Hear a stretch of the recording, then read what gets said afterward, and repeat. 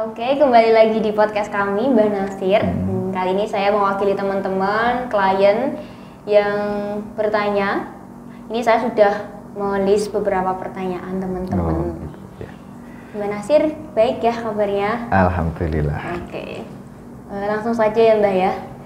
Saya akan bacakan pertanyaan. Nah, ini kayaknya klien kita dari perempuan juga, masih seputar asmara juga, dan dia kayaknya belum menikah ya, masih gadis lah intinya. Silakan. Jadi intinya itu dia adalah seorang wanita yang berlatar belakang karir yang cukup mapan dan mempunyai paras wajah yang cantik pula.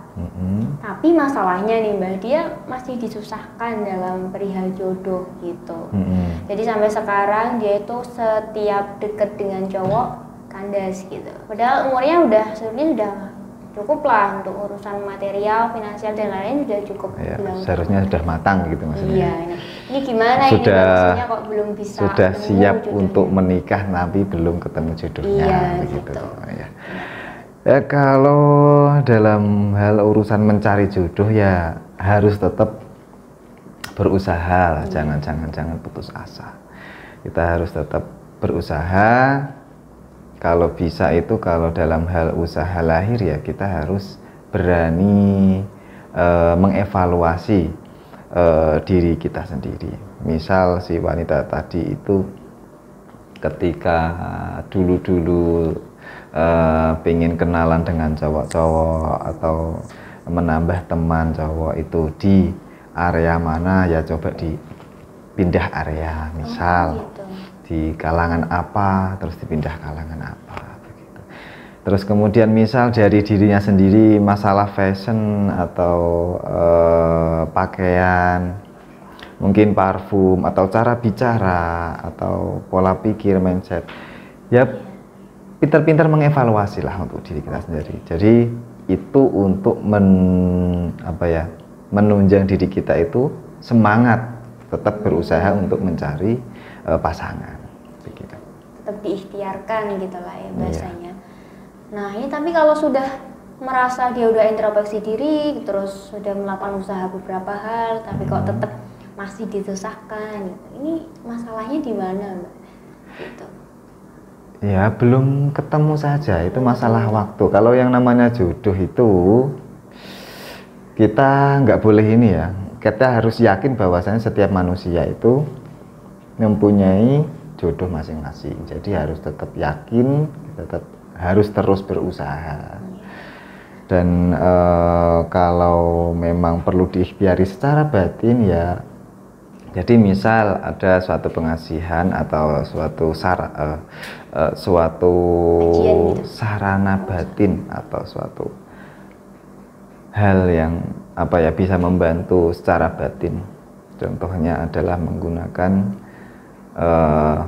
atau untuk dari dalam diri ya, misalkan itu membuka aura pengasihan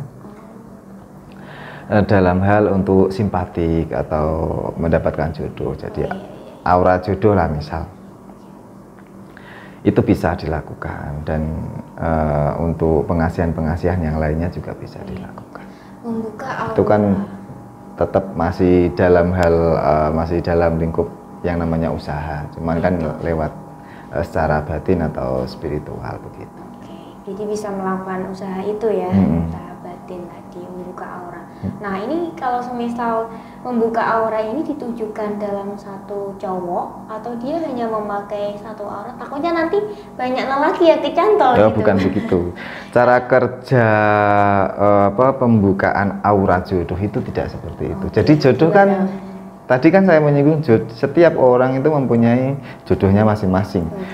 Bukan berarti satu orang itu punya jodoh banyak, kan begitu. Jadi misal kamu membuka, misal nih si Mbak membuka aura, nah untuk masalah jodoh ya, ya bukan berarti kalau ketemu cowok terus ketemu cowok lagi pada senang semua itu ya enggak gitu.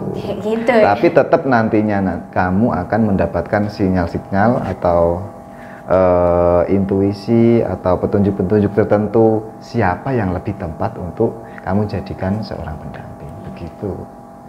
Nah ya, jadi sesuai jodohnya yang udah diatur sama-sama kuasa ya. Iya. Tapi kalau semisal ada kejadian gitu gimana Mbak?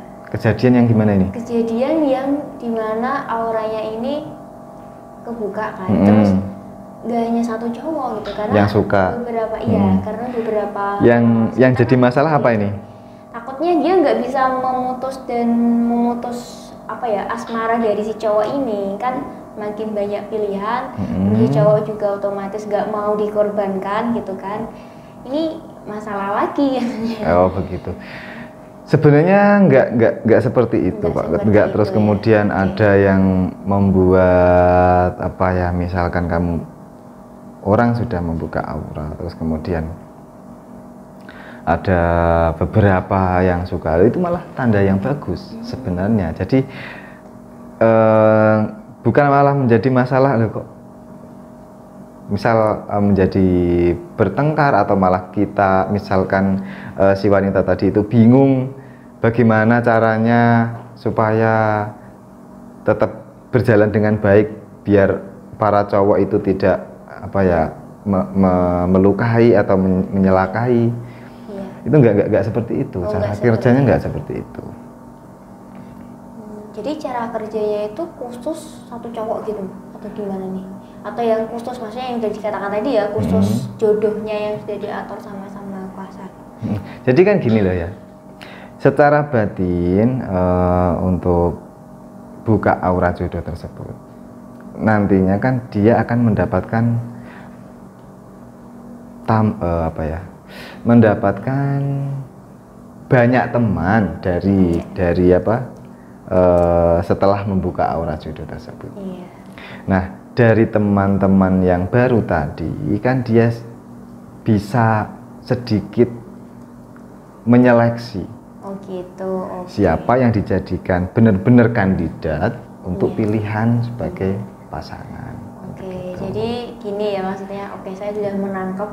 Jadi aura itu kan membuka agar cowok tertarik gitu sama dia. Simpatik ya, nanti si cewek ini bakal memilih cowok yang mana kan itu merupakan hasil keputusan dari cewek ini. Ini ada 2 pertanyaan yang sudah saya saya kumpulkan. Jadi kan ini musimnya pandemi nih, jadi banyak yang namanya social distancing gitu. Nah, beberapa pertanyaan klien itu bertanya kayak gini Mbak, bagaimana cara memikat wanita melalui PDKT secara chattingan gitu. Kadang kan cewek itu suka sensi ya, maksudnya belum bisa percaya sama cowok. Ini cowok main beraninya di chat, deketin lewat chat gitu kan.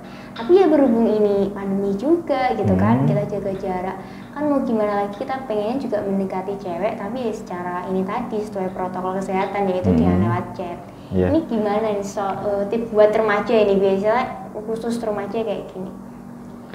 Kalau kondisi ya itu sudah umum, maksudnya umum itu begini, semuanya entah itu cowok atau si cewek itu paham semuanya kondisinya begini, berarti sudah paham tuh ya. Jadi udah paham. Jadi nggak masalah, misal pingin menjalin hubungan, pastinya kan itu kadarnya adalah sebagai teman chatting, nggak terus kemudian menjadi pacar, karena itu lucu. Baru kenalan, berbincang, ngobrol, komunikasi, saling pengen ngerti, entah itu dari hal hobi atau yang lainnya kan, terus kemudian kalau salah satunya nembak atau pengen jadi pacar kan ya sepertinya aneh juga kan begitu ya. Jadi sebagai cewek ini kok misal hanya sekedar dari foto DP, misal lihat siapa dia, itu kan sepertinya aneh juga kalau misal terus kemudian pengen menjalin hubungan yang agak serius terus hanya sekedar lewat chatting kan begitu. Jadi harus melalui proses dulu harus lah ya, melalui proses. Nggak harus lewat chat ini harus si cowok harus bisa mendapatkan gitu, enggak lah. Oke, mungkin itu dulu ya Mbak ya. Kita lanjut next time ke podcast selanjutnya. Terima kasih buat waktunya untuk Mbak Nasya sudah meluangkan untuk kita. Sama-sama. Semoga lain hari kita bisa ngobrolin lagi perihal asmara ya. Insya Allah. Oke, terima kasih Mbak Nasya. Iya, sama.